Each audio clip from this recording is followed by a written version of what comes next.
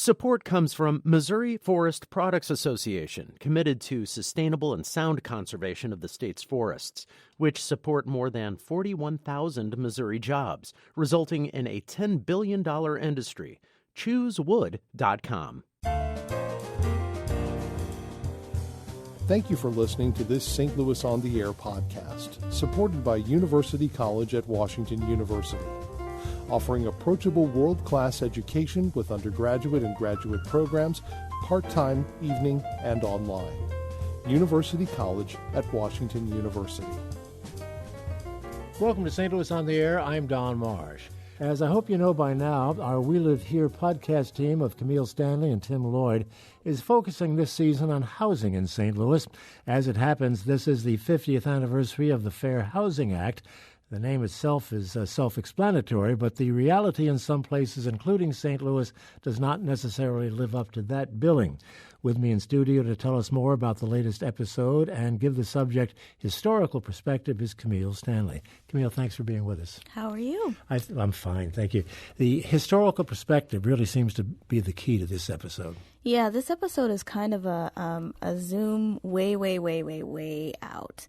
Up until now, our first few episodes of the season, we've focused primarily on really taking a close in look at some individuals' personal stories and as it relates to housing and race in St. Louis. But this episode is a little different because it's kind of like a deep dive interview with one guy, and that guy happens to be author Richard Rothstein. Who happens to know what he's talking about. He knows he definitely knows what he's talking about. He's the author of a book called Color of Law. It is an excellent read, and we definitely hope that a lot of people out there, if they haven't already, pick it up and put that on your reading list for this year. One of the things he does and does very effectively is go through the history of how we became as we have become and how other communities have done the same thing. Give us some sense of the kinds of things he was telling you, particularly with regard to the fact that the government played a pretty big role. Yeah, it's interesting because we were on a different radio show a few weeks ago. Several weeks ago. You were doing other radio shows? Yes. Several weeks ago, we were talking about this, and there was a guy who reached out to us on Twitter and got kind of upset with the use of the term segregation because he said, well, that implies that, there was some sort of institutional hand. And that's Rothstein's point in his book. There absolutely was an institutional hand, and it was the government.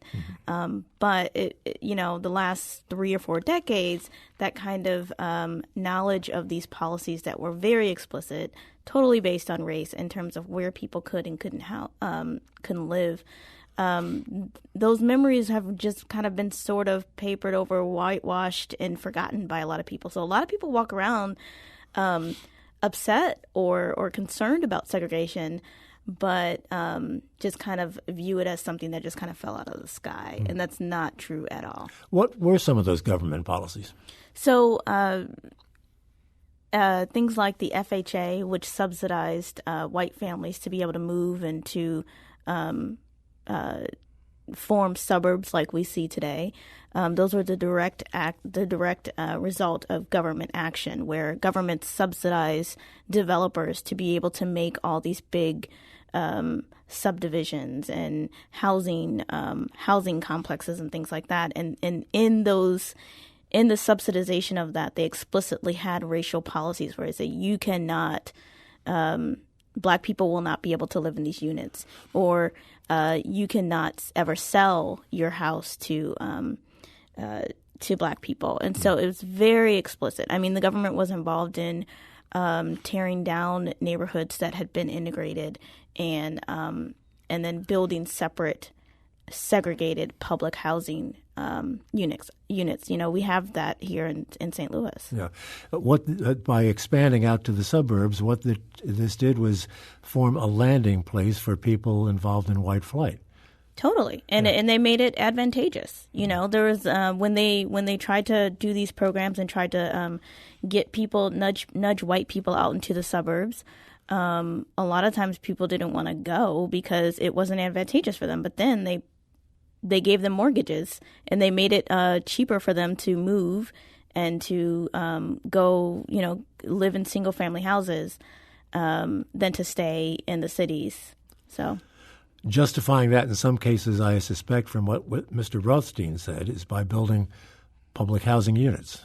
That was another way. So there were several phases to this. So you have the deliberate segregated public housing that was formed. You have the subsidization of suburbs, which just accelerated and kind of nurtured white flight. And then you have all sorts of other policies that were and enforcement that just ensured that that we would be segregated. One of the laws that caught my attention in your discussion with Mr. Rothstein was the fact that there were laws that would not allow people who were getting subsidized housing of some sort, Section 8 and that sort of thing. They wouldn't be allowed to live in certain places. Mm-hmm. Yeah, there's actually kind of a current thread where we see that here in St. Louis, and this we've talked about this on the podcast before, where a lot of cities had you could legally discriminate against something called source of income, and in the city of St. Louis, that's no longer true. So a private landlord can't say, I don't want to. I'm not discriminating based on race. I'm discriminating based on I don't want to accept this form of payment for your rent. And the city of St. Louis said you can no longer do that. But the county in St. Louis, you can do that. So a landlord can say, I don't want to accept your voucher. And since most voucher holders at this point are African American, you can see how that continues policies that are no longer written with explicit racial implications, but definitely have racial implications in the way that they are executed. Is there a lot of law out there in city or county regulating landlords? Oh, and yeah, in every city in America, there's things you can and you can't do. Rothstein points to the source of income protection as a very narrow thing, a small thing, something that's actually doable that cities could do now, cities and regions could do now. He also has some other things that seem kind of lofty in this kind of political environment on how to rectify and combat segregation. What are some of those? For instance, back in the mid part of the last century, when a lot of this subsidization of suburbs was going on, white families were incentivized and were subsidized to buy homes in, say, a place called Levittown, and then those homes would have been maybe $100,000. Well, over the decades, those homes appreciated, so now those homes are worth $500,000, $300,000, $400,000, $500,000.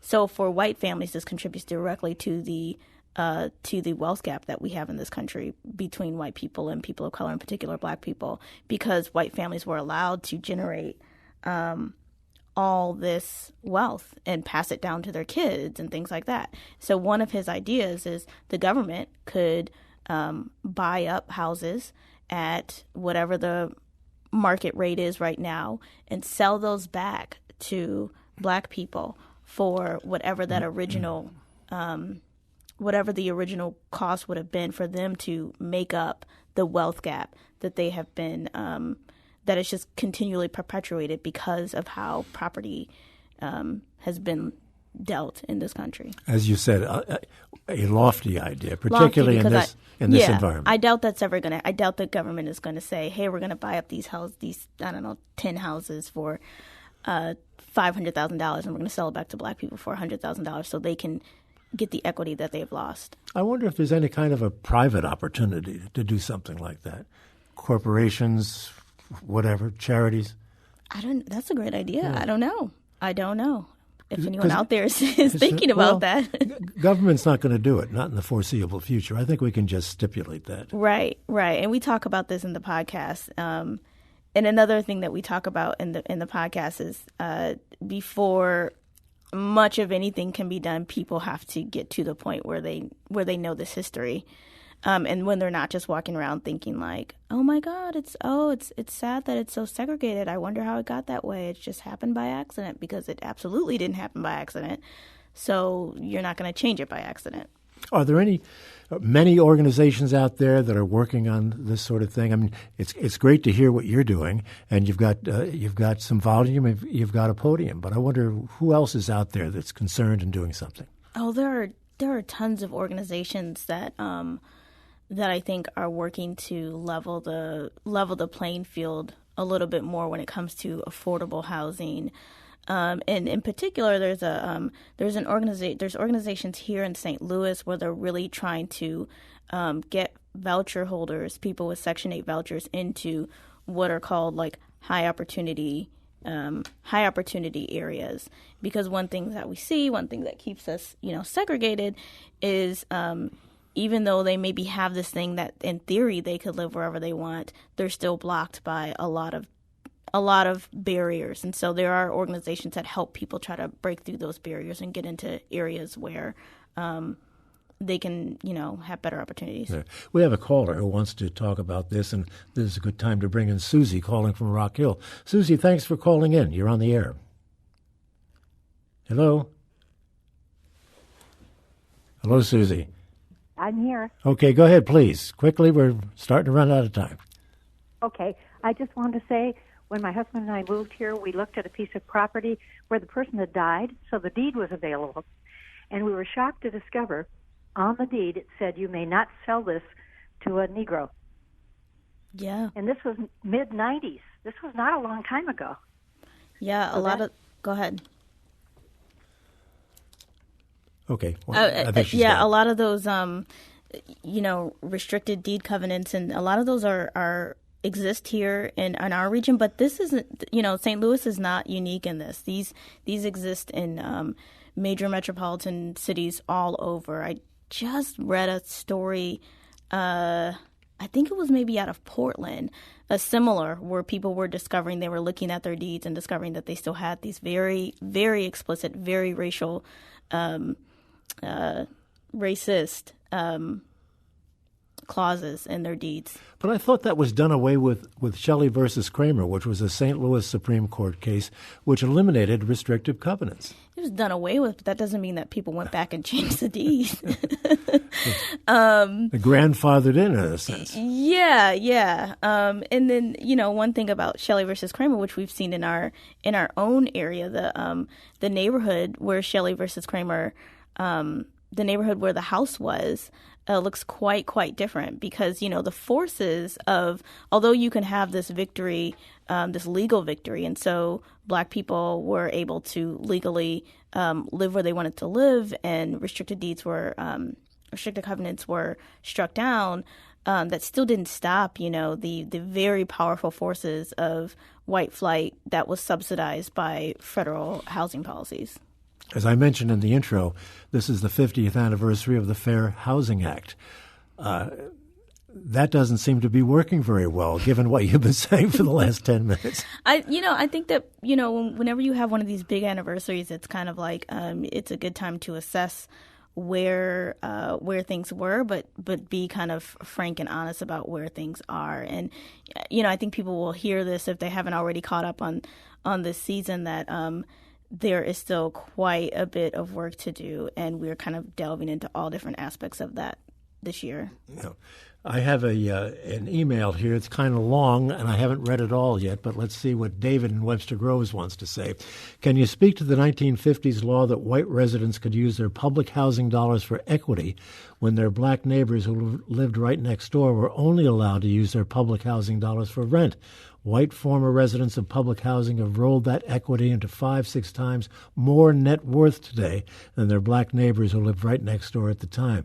In the 1960s, these two families were equally poor. Today, these policies still matter. That's exactly what Rothstein gets into in the podcast and in his book, Color of Law. And you are exactly right. There are things that were done decades ago that ripple out into today, and why not only we live the way we live today, which is largely separate, but why conditions are so different for white and Black families. And I think he's told us this, like kind of the goal of his book is to kind of roll back this kind of collective amnesia we have over how we got to be where we are.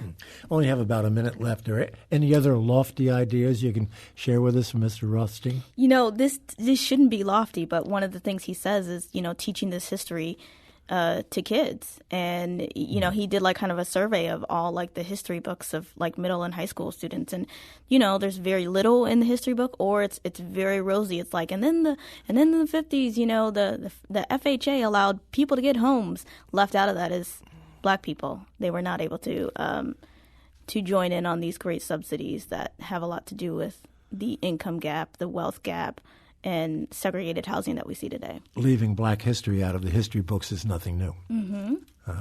All right. I want to thank you so much, Kameel. Recommend the podcast. As we'd like to say, these podcasts can be found anywhere you get your podcast, anywhere correct? You get your podcast. Nice job, as usual. Thanks very much for being with us. Thank you, Dan. Support for We Live Here comes from the Hammond Institute for Free Enterprise at Lindenwood University. Archive versions of past St. Louis On the Air programs are available for download or podcast at stlpublicradio.org/stlonair. St. Louis On the Air is a production of St. Louis Public Radio 90.7 KWMU. Thank you for listening. I'm Don Marsh.